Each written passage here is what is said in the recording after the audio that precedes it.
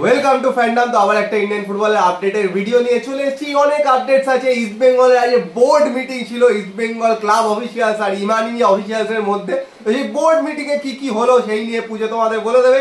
তাছাড়াও চারিদিকে রুমারের ছড়াছড়ি সেখানে যাচ্ছে, 4 বছর ধরে একই প্লেয়ারের রুমার চলছে, সেগুলো তবুও ছড়িয়ে যাচ্ছে চারিদিকে। শুধু চারিদিকে না, মিডিয়াতেও ছড়িয়ে যাচ্ছে, মানে আলাদাই ব্যাপার। সেগুলো নিয়ে তো বলবোই, কিন্তু সবার আগে বলি ইস্ট বেঙ্গল মোহনবাগান ফ্যান যারা আছো, যারা যদি আর্টিস্টিক টি শার্ট কিনতে চাও তো নিচে কিন্তু লিঙ্ক দেওয়া আছে, ওখানে গিয়ে কিন্তু কিনতে পারো। অনেক রকম আর্টিস্টিক টি শার্ট কিন্তু পেয়ে যাবে, সেগুলো কিন্তু গিয়ে তোমরা পারচেস করতে পারো। আর যথেষ্ট কিন্তু ভালো কোয়ালিটির, কারণ আমরা নিজেরা ইউজ করে দেখেছি। তো সেখানে গিয়ে কিন্তু তোমরা নিজেদের মতো যেগুলো দেখতে পাচ্ছ সেগুলো কিন্তু চুজ করে অর্ডার করতে পারো। ক্যাজুয়াল ক্লাইডার বলে একটা নতুন কোম্পানি এসেছে, তারা কিন্তু ফুটবলের অনেক রকম এরকম টি শার্ট বানাচ্ছে। তাছাড়াও বাংলা যেরকম টি শার্ট হয় চারিদিকে যেরকম দেখো, সেরকমও কিন্তু বানাচ্ছে। তো অবশ্যই গিয়ে চেক আউট। তো পুজোর থেকে প্রথমে শুনে নাও। আর যারা ওখান থেকে টি শার্ট কিনবে, তো আমাদের একটা প্রোমো কোড আছে ফ্যান্ডাম 5, ক্যাপিটালে ফ্যান্ডাম লিখে তারপরে 5, তো ওটা লিখে যদি দাও তাহলে কিন্তু 5% ডিসকাউন্ট পেয়ে যাবে। তো 5% ডিসকাউন্ট প্রোমো কোড ইউজ করে নিয়ে যারা কিনতে যাও কিনে নিতে পারো। তো এবার চলে আসি আপডেট গুলোতে। তো প্রথমে ইস্ট বেঙ্গলকে দিয়ে শুরু করি, যেহেতু ইস্ট বেঙ্গলের আজকে বোর্ড মিটিং হয়েছে। তো দুপুর 3টে থেকে মিটিংটা ছিল। তো মিটিং তো হয়েছে, খুব সুন্দর একটা মিটিং হয়েছে। মিটিং এর সারমর্ম যেটা আমরা যতদূর জানতে পেরেছি সেটা হচ্ছে, আর মাত্র 4-5 জন প্লেয়ার নিলেই টিম গঠন কমপ্লিট হয়ে যাবে মোটামুটি। বিদেশিতে কিছু পরিবর্তন হবে, অলরেডি জানো যে 4 জন বিদেশি কিন্তু থাকছে, আর মাত্র 2টো স্লট রয়েছে, সেই 2টো স্লট তো অবশ্যই চেঞ্জ হচ্ছে। আর মানে ডোমেস্টিক প্লেয়ার বা ইন্ডিয়ান প্লেয়ারে 4 থেকে 5টা প্লেয়ারকে কিন্তু নেওয়া হবে। এবার তাদেরকে ট্রান্সফার ফিস দিয়ে নেওয়া হবে নাকি ফ্রি প্লেয়ার নেওয়া হবে সেইটা কিন্তু এখনো অবধি ক্লিয়ার করা হয়নি। তবে যেটা জানানো হয়েছে ইস্ট বেঙ্গল ক্লাব অফিসিয়ালদের তরফ থেকে, ইমামির তরফ থেকে, যে গতবারের থেকে শক্তিশালী দল গঠন করা হবে, কারণ এই বছর কিন্তু এএফসি তে পার্টিসিপেট করবে। কিন্তু একটা বড় প্রশ্ন হলো, যেটা বললো বুঝে, যে ট্রান্সফার ফি দিয়ে নেবে নাকি ফ্রি প্লেয়ার নেবে সেটা ডিসাইড হয়নি। তো আমার মনে হয় সেটা ডিসাইড করার জন্য আবার একটা বোর্ড মিটিং হবে। কিন্তু এইগুলো করলে কিন্তু এইবার চলবে না, কারণ তো আগেই বলেছি মে মাসের 1 সপ্তাহের বেশি চলে গেছে। এখন থেকে যদি না শুরু করে, জুনের আগে যদি ফাইনালাইজ করে না নিতে পারে, জুনে গিয়ে কিন্তু যেই প্লেয়াররাই দেখবে হয়তো প্রি কন্ট্রাক্ট দিয়েছে তারাই হয়তো অন্যান্য জায়গায় চলে যাচ্ছে, অন্যান্য জায়গায় হাইজ্যাক করে নিয়ে চলে যাবে। কারণ এখন কিন্তু কোনো প্লেয়ার বসে থাকতে চায় না যে একদম ট্রান্সফার উইন্ডো শেষ অবধি বসে থাকবে, শুরুতেই কিন্তু ডিল ফাইনালাইজ করে নিতে চায়। তো সেই জায়গা থেকে কিন্তু খুব তাড়াতাড়ি করতে হবে, এই পরপর বোর্ড মিটিং করে গেলে চলবে না। আর এএফসির কথাটা কিন্তু উঠেছে যেহেতু, এই জায়গা থেকে আশা করা যায় হয়তো একটু বেশি খরচা করবে, হয়তো কিছু প্লেয়ারকে ট্রান্সফার ফিস দিয়ে আনবে। কারণ গুড্ডু এটা বললো, সেটার আরেকটা কারণ দেখতেই পাচ্ছ যে অলরেডি কিন্তু মানে লিগ শেষ হয়েছে, ট্রান্সফার উইন্ডো ওপেন হতে অনেকদিন বাকি। জুনের 12 তারিখ থেকে ইন্ডিয়াতে ওপেন হয় সামার ট্রান্সফার উইন্ডো, তার আগেই কিন্তু অলরেডি সবাই কিন্তু সাইনিং করা শুরু করে দিয়েছে। তো সেরকম সেই জায়গা থেকে মোহনবাগান, পাঞ্জাবও কিন্তু অলরেডি তুলে নিয়েছে। এরকম ভিনিত রায়ের কিন্তু একটা অলরেডি রয়েছে, ভিনিত রায়কে কিন্তু পাঞ্জাবও কিন্তু অফার করে দিয়েছে। তো সেখান থেকে যদি ইস্ট বেঙ্গল কোনো কিছু না করে বা যদি অ্যাডভান্স পেমেন্ট কিছু না করে, তাহলে কিন্তু ভিনিত রায় পাঞ্জাবেই চলে যেতে পারে। তো এইগুলো কিন্তু চলছে। তো সেখান থেকে দেখা যাক যে আলটিমেট কি করে। তবে যেটা জানানো হয়েছে এই মিটিংয়ে, যে 15ই জুনের মধ্যে কিন্তু দল গঠন করা হয়ে যাবে, কারণ জুলাইয়ের লাস্ট থেকে, মোস্ট প্রবাবলি 30 বা 31 জুলাই থেকে কিন্তু ইস্ট বেঙ্গলের এএফসি জার্নি শুরু হবে।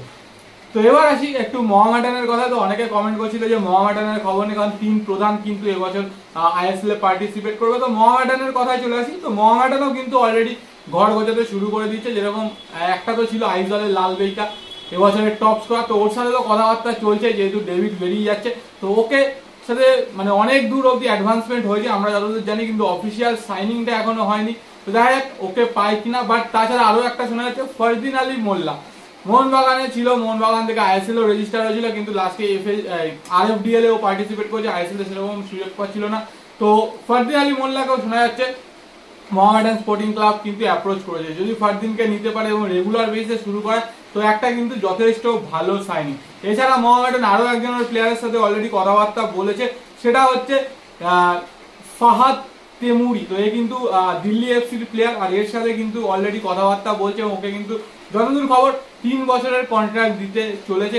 যদি সবকিছু হয়ে যায় তাহলে কিন্তু 3 বছরের জন্য এই ফায়াদ কিন্তু সাইন করতে চলেছে। তো এগুলোই কিন্তু আছে মোটামুটি। আর মোহনবাগানের কথা বলি, মোহনবাগান কিন্তু বড় সাইনিং করবে প্রত্যেক বছরের মতনই। আর যাদের পেছনে আছে সেগুলোও জানো, জিকসান সিং কিন্তু তার মধ্যে আছে। জিকসান সিংকে অফার দেওয়া কিন্তু শুরু হয়ে গেছে। তো সেই জায়গা থেকে আনতে পারলে তো বিশাল ব্যাপার, কারণ অলরেডি যেরকম স্কোয়াড আছে তার মধ্যে আশিক কুরনিয়ান কিন্তু আবার ফিরে আসবে খুব শিগগিরই। জিকসান সিংকে যদি নিতে পারে, মিডফিল্ডে এই প্রবলেমটা আছে, স্পেশালি ডিফেন্সিভ মিডফিল্ডে, কারণ একদিন পারফর্ম করতে পারছে একদিন পাচ্ছে না, সেই জায়গাটা কিন্তু পুরোপুরি একদম সেটেল হয়ে যাবে। তো এইটা কিন্তু একটা বিশাল বড় সাইনিং হতে পারে। আরেকজন তো জানোই ছাংতের পিছনে আছে, ছাংতেটাও শোনা আছে, ছাংতেটা হয়তো একটু কঠিন হবে, কারণ মুম্বাই হয়তো মানে অনেক টাকা দিলেও হয়তো মুম্বাই ছাড়তে চাইবে না। ছাংতে কি করে সেটাই কিন্তু দেখার বিষয়, কারণ ছাংতেকে যদি একটা বড় ডিল দেয়, বিশাল বড় ডিল, যেরকম অনিরুদ্ধ থাপা, আশিক কুন্ডা সবাইকে দিয়েছে, সেই রকম একটা ডিল যদি যায়, ছাংতে কি আসতে চাইবে, এটাই কিন্তু দেখার বিষয়। আর যদি আসে তাহলে কিন্তু বুঝতেই পারছো মানে রাইট উইং তো একদম আলাদাই, এক সাইডে যদি ছাংতে থাকে, এক সাইডে আবার আশিক কুন্ডা থাকে, কিরম টিম হবে বুঝতেই পারছো। আর এগুলো তো বললে ইন্ডিয়ান প্লেয়ারদের কথা, তো বিদেশির মধ্যে তো একটা তো মোটামুটি অলমোস্ট কনফার্ম হয়ে গেছে, যতদূর সব জায়গায় খবর পাওয়া যাচ্ছে, সেটা হচ্ছে জেমি ম্যাকলারেন। তো মোটামুটি কনফার্মই হয়ে যাচ্ছে। তাছাড়া কিন্তু আরো একটা বড় প্লেয়ার আসতে পারে, কারণ দুটো তিনটে জায়গায় চেঞ্জেস হবে আমরা যতদূর জানতে পেরেছি। একটা হচ্ছে সাদিকু, একটা হচ্ছে হেক্টর ইউসে, কে এখনো ডিসিশন নেয়নি রাখবে কি রাখবে না। হামিলকে মোস্ট প্রবাবলি ছাড়তে পারে, কারণ হামিলকে কিন্তু অলরেডি আমাদের কাছে কেরালা ব্লাস্টার্স অফার করেছে। আর একটা হচ্ছে জনি কাউকো। তো জনি কাউকোর ফিটনেসের ওপর ডিপেন্ড করবে, যদি হাওয়াস কোচ থাকে তাহলে পরে ধরে নেওয়া যায় জনি কাউকো থাকবে, যদি হাওয়াস কোচ না থাকে সেই ক্ষেত্রে থেকে জনি কাউকোর ভাগ্য কি হবে সেটাই কিন্তু দেখার।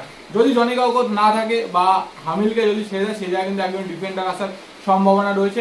আর জেমি ম্যাকলারেন যেহেতু আসছে, তো জনি কাউকোর জায়গাটাতে মোটামুটি দিমিত্রিকে ইউজ করবে যতদূর সম্ভব। তো সেইখানে একটা দুটো বিদেশি কিন্তু মোহনবাগানেরও চেঞ্জ হবে। আর ন্যাশনাল মানে ইন্ডিয়ান প্লেয়ারদের কথা তো বলে দিল, কারণ মোহনবাগান থেকেও কিন্তু বেশ কিছু বেরোচ্ছে, সেগুলো তো অলরেডি আগেই বলেছি, তারা কি করে সেটাই হচ্ছে দেখার। যাই হোক, চারিদিকে শুনছো কিন্তু ডান ডিল কিন্তু কিছু হয়নি, এখনো চলছে।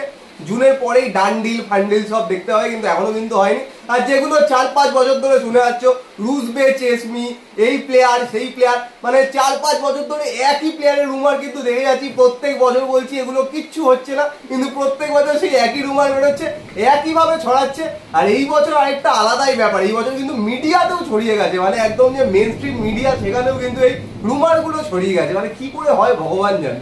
তো একদম শেষে আরেকটা আপডেট দিদি, সেটা হচ্ছে 28 ন্যাশনাল ওমেন্স চ্যাম্পিয়নশিপ যেটা কলকাতায় হচ্ছে, তাতে কিন্তু বেঙ্গলের গতকালকে একটা ম্যাচ ছিল, বেঙ্গল ভার্সেস রেলওয়ে। আর রেলওয়েতে কিন্তু বেশ কিছু ইন্ডিয়ান ন্যাশনাল ওমেন্স টিমের প্লেয়ার ছিল, অঞ্জু তামাং এর মতো প্লেয়ার ছিল, এরা ছিল। তো সেই ম্যাচটা কিন্তু বেঙ্গল 3 গোলে জিতেছে, কারণ জিতে কিন্তু মোটামুটি নেক্সট রাউন্ডে যাওয়ার রাস্তা কিন্তু খুলে দিয়েছে। তো দেখা যাক বেঙ্গল কোয়ার্টার ফাইনালে কোয়ালিফাই করে কি করে না। তো যা যা আপডেট ছিল পুরো বলে দিয়েছি, বা তোমাদের কি বক্তব্য কমেন্ট বক্সে কমেন্ট করে জানাও। জেমি ম্যাকলারেনকে কি দেখতে চাও? তার বাকি প্লেয়ারদের যেগুলো বললাম, ছাংতে, জ্যাকসন সিং, কি মনে হচ্ছে সম্ভাবনা কত? আর ইস্ট বেঙ্গল ফ্যানদের কি বক্তব্য? মানে ভালো কিন্তু শুরু করেছে, 4 জন প্লেয়ার মোটামুটি সাইন করিয়ে নিয়েছে, এখনো বলছে 5-6 জন প্লেয়ারকে সাইন করা হবে, মানে কিন্তু বেঞ্চটা স্ট্রং করার চেষ্টা করছে, বিদেশি আছেই। তারপরে সেই নিয়ে কি বক্তব্য কমেন্ট বক্সে কমেন্ট করে জানিও। আর ভিডিওটা পছন্দ হলে লাইক করে দিও, শেয়ার করে দিও, চ্যানেলটা অবশ্যই সাবস্ক্রাইব করে দিও। তো চলো এখনের জন্য টাটা।